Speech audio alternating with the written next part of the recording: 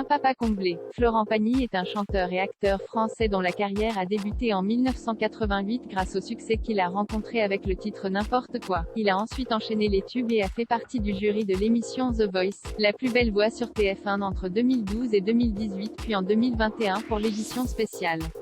Dans les colonnes de télé 7 jours ce lundi 20 septembre, il a fait quelques confidences concernant sa vie privée et notamment ses enfants.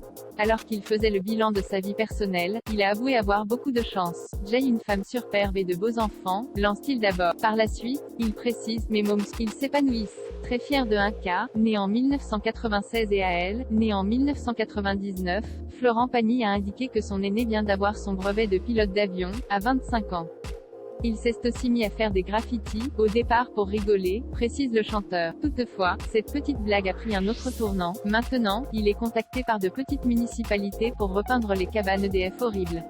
Je trouve ça génial, affirme Florent. De plus, l'artiste de 59 ans s'est réjoui d'avoir pu retrouver mes enfants avec la pandémie. Ça faisait longtemps, a-t-il conclu. Il le vit bien. Alors qu'il aura 60 ans le 6 novembre prochain, Florent Pagny n'est pas inquiet pour l'avenir.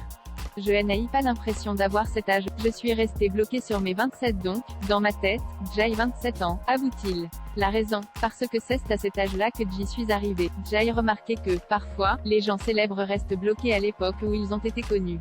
Comme si c'était une seconde naissance, poursuit-il avant d'évoquer des exemples concrets. Je l'ai constaté avec Michael Jackson ou Vanessa Paradis. Elle s'est fait connaître à 14 ans et pendant très longtemps, elle a gardé quelque chose de cet âge-là, explique le chanteur.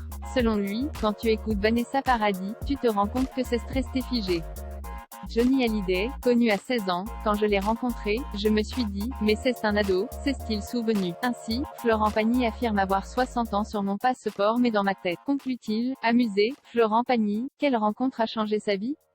Florent Pagny prend les choses avec tranquillité et il avoue n'avoir jamais été trop inquiet.